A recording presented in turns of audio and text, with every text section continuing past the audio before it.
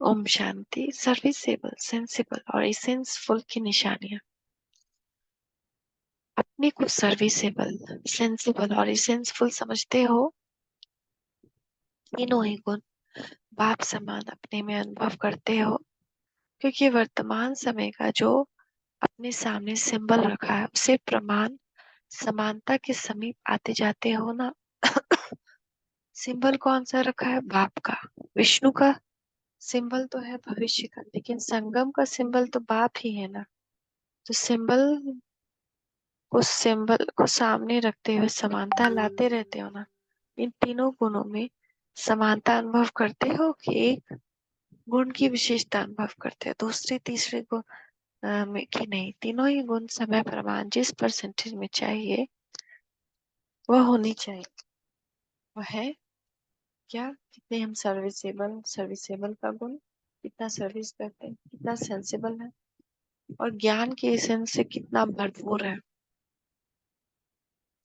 95% तो पहुंचना चाहिए ना, जबकि समय ही थोड़ा सा रह गया है। उस समय के प्रमाण 95% होना चाहिए। 100 तो नहीं कह सकते, कहे तो समय को कारण दे देंगे, इसीलिए 100 नहीं कह देंगे। 50% छोड़ रहे हैं। संगम युग के प्रसाद के समय प्रमाण 4 वर्ष कितनी परसेंटेज है? समय की परसेंटेज अनुसार 95% तो कोई बात नहीं है। तो इतना लक्ष्य रखते हुए स्पीड को आगे बढ़ाते जा रहे हो कि अभी भी समझते हो समय पड़ा है। ये संकल्प तो नहीं आता है कि अभी अर्जुन 4 वर्ष पढ़े हैं, उन्होंने तब क्या करेंगे? अभी ही पुरुषार्थ, अगर अभी पुरुषार्थ समाप्त कर दे तब तो 4 वर्ष बचे हैं, 5 वर्ष बचते हैं, ऐसे नहीं सोचना है। कभी कभी ऐसा भी हो सकता है कि आज ही अंत हो जाए। तो कब होगा ये कोई नहीं जानता। एवर रेडी रहना, बाबा हमेशा यही समझता है, समझाते हैं। तो ये संकल्प तो नहीं आता। कोई कमी रही हुई तो अब तब तो ड्रामा के 4 वर्ष रहे हुए हैं, तो फिर कमी को भरने के लिए 4 वर्ष है तो कमी भी रहनी चाहिए। अगर कमी रह जाती तो कितनी रहनी चाहिए? ऐसे नहीं 50% रहेगा। 50% जो संपन्न करना है वो तो स्पूर्त बहुत तेज चाहिए। इतनी स्पीड तेज जो कर सकता है वह 95 तक ना पहुंचे तो हो नहीं सकता। तो अब लक्ष्य क्या रखना है? अगर समय प्रमाण ड्रामा अनुसार कुछ कमी भी रह जाती है तो 5% का लाभ, ज्यादा नहीं। अगर इससे ज्यादा है तो समझना चाहिए फाइनल स्टेज से दूर है, फिर बाप दादा के समीप और साथ रहने का जो लक्ष्य रखते हो पूर्ण नहीं हो पाएगा। क्योंकि जब फर्स्ट नंबर अव्यक्त स्थिति को पा चुके उसके बाद जो समीप के रतन होंगे वो कम से कम इतना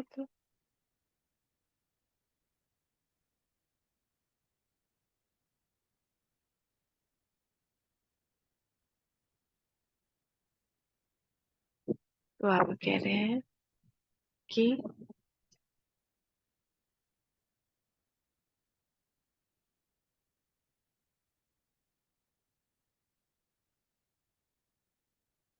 जब फर्स्ट नंबर अव्यक्त स्थिति को पा चुके हो उसके बाद जो समीप के रतन होंगे, जो उनके आसपास के नंबर लेंगे, जो उनके साथ जन्म लेंगे, वो कम से कम इतना तो समीप हो जो बाकी सिर्फ 5% की कमी रहे। पाप अव्यक्त हो चुके हैं और समीप रत्न में 50% का फर्क हो तो क्या इसको समीप कहेंगे?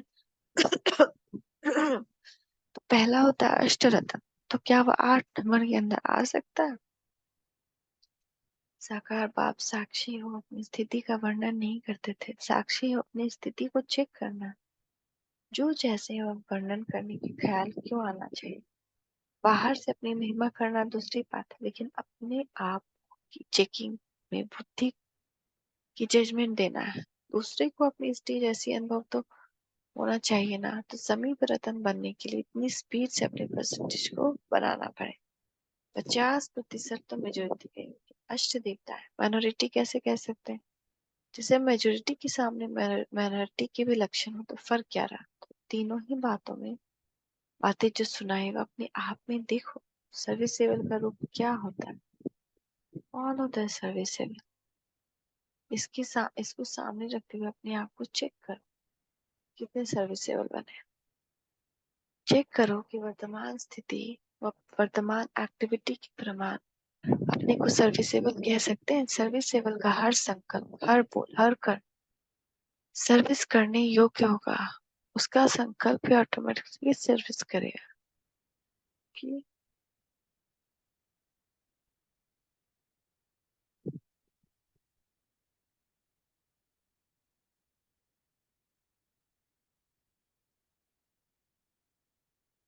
वो सबने सुना है।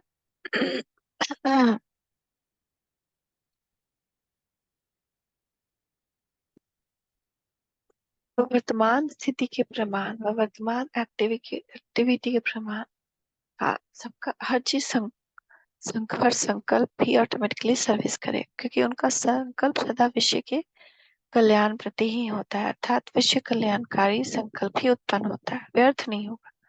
समय भी हर सेकंड मनसा वाचा कर्म सर्विस में ही व्यतीत करें, उनको कहा जाता है सर्विस। जैसे जिसको भी स्थूल धंधा व व्यापार होता है, तो ऑटोमेटिकली उनके संकल्प व कर्म भी उसी प्रमाण चलते हैं ना। अब किसी का कोई बिजनेस है, तो वो हमेशा यही सोचेगा ना कैसे बिजनेस को आगे बढ़ाए। न सिर्फ संकल्प, स्वप्न में भी वही देखेंगे, है ना, उनको उनका सपना भी आने लगता है।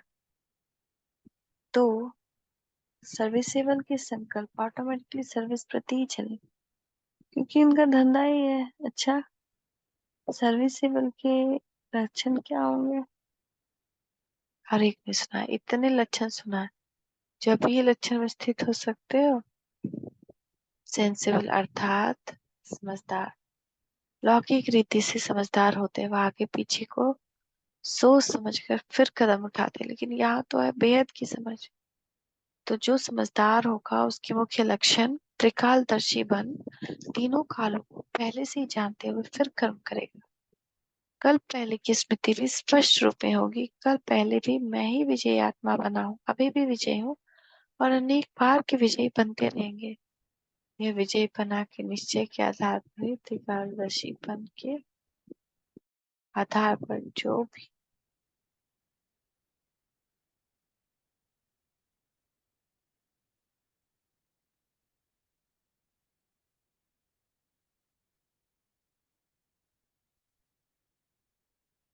कार्य करेंगे वह कब व्यर्थ या असफल नहीं होंगे। तो समझ त्रिकालदर्शीपन की होनी चाहिए ना। मान ले किसी को हम कुछ बोल रहे हैं, तो सोच समझ के बोलेंगे कि इसका रिजल्ट क्या हो सकता है। सिर्फ वर्तमान समय को समझना, इसको भी संपूर्ण नहीं कहेंगे। कोई भी कार्य में असफलता होती है तो व्यर्थ हो जाता है। इसका कारण ही यह है कि तीनों कालों को सामने रखते हुए कार्य नहीं करते, इतनी बेहद की समझ धारण नहीं कर सकते। इसका कारण वर्तमान समस्या को देखते हुए घबरा जाते, और घबराने के कारण असफलता प्राप्त होती।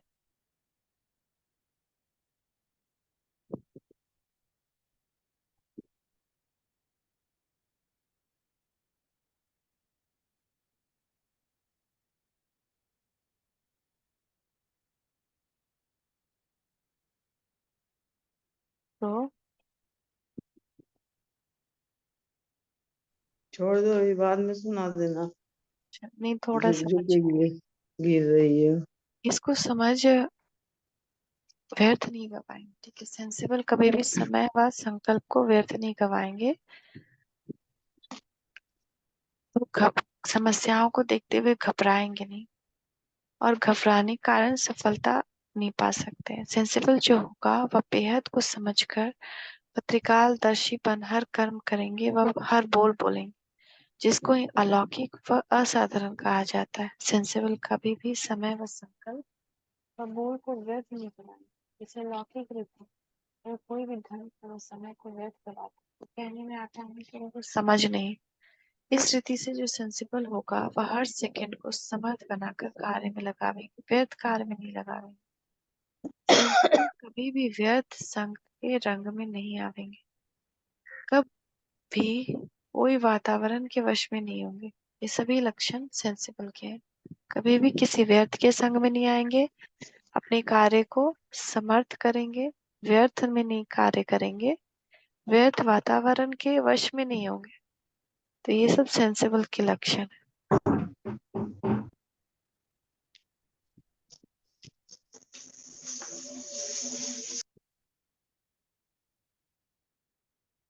तीसरा है इसेंसफुल। इसके लक्षण क्या होंगे? तो दो चीज हम लोग सुने। पहला कि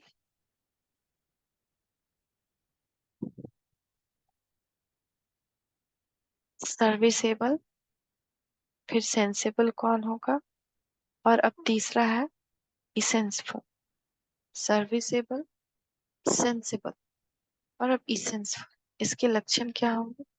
हर एक ने सुना है, सबने ठीक सुना है, क्योंकि सभी सेंसेबल हो बैठे हैं ना। जो इसेंसफुल होगा उसमें रूहानियत की खुशबू होगी। रूहानी खुशबू अर्थात रूहानियत की सर्व शक्तियां उसमें होंगी, जिस सर्व शक्ति के आधार से सहज ही अपनी तरफ किसको आकर्षित कर सके।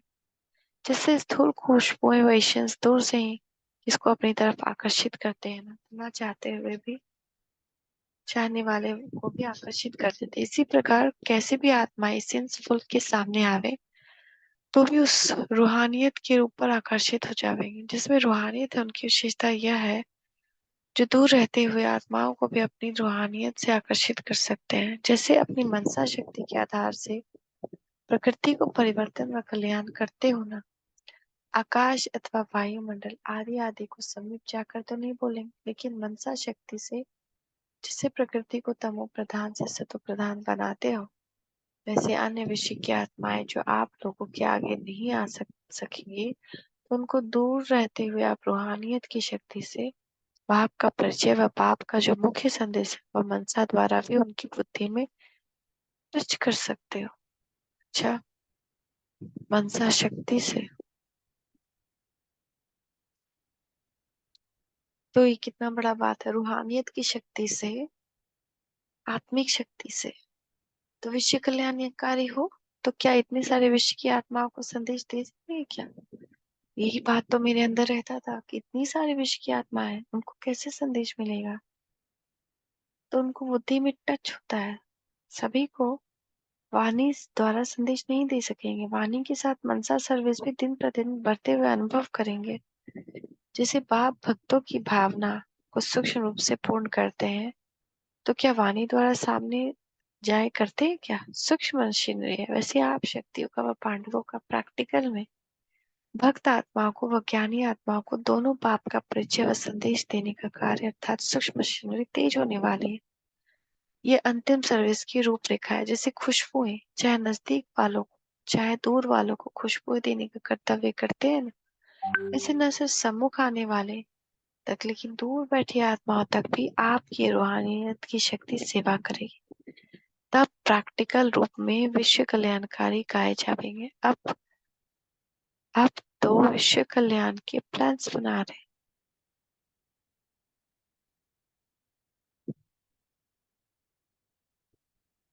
प्रैक्टिकल नहीं है, फिर ये सूक्ष्म मशीनरी जब शुरू होगी तो प्रैक्टिकल कर्तव्य लगने लग जाएंगे। अनुभव करेंगे कि कैसे आत्माएं बाप के परिचय रूप अंजलि लेने के लिए तड़प रही, और तड़पते हुए आत्माओं को बुद्धि द्वारा व सूक्ष्म शक्ति द्वारा ना देखते हुए भी ऐसा अनुभव कर रहे करेंगे, दिखाई दे रहे।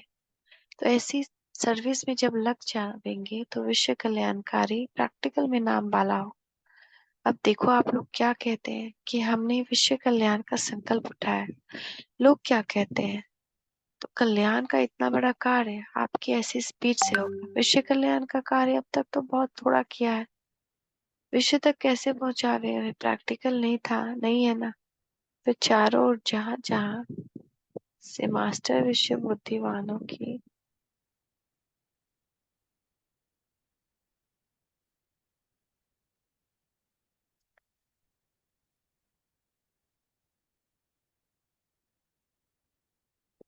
फिर चारों ओर जहां जहां मास्टर बुद्धिवानों की बुद्धि बन सूक्ष्म मशीनरी द्वारा सभी की बुद्धि को टच करेंगे तो आवाज फैलेगा कि कोई शक्ति, कोई रूहानियत अपनी तरफ आकर्षित कर रहे हैं।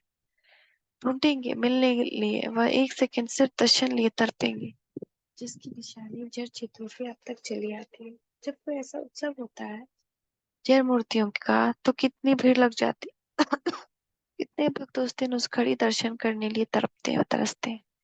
अनेक बार दर्शन करते हुए भी उस दिन का महत्व पूरा करने के लिए बेचारे कितने कठिन प्रयत्न करते। तो यह निशानी किसकी है? प्रैक्टिकल होने से ही तो यादगार निशानियां बनी। अच्छा, मीठे मीठे बाप दादा को हम मास्टर विश्व कल्याणकारी आत्माओं का सर्विसेबल सर्विसेबल और क्या है, सेंसिबल और इसेंसफुल आत्माओं का याद प्यार गुड मॉर्निंग, नमस्ते बाबा नमस्ते, शुक्रिया बाबा शुक्रिया। ओम शांति ओम शांति ओम शांति।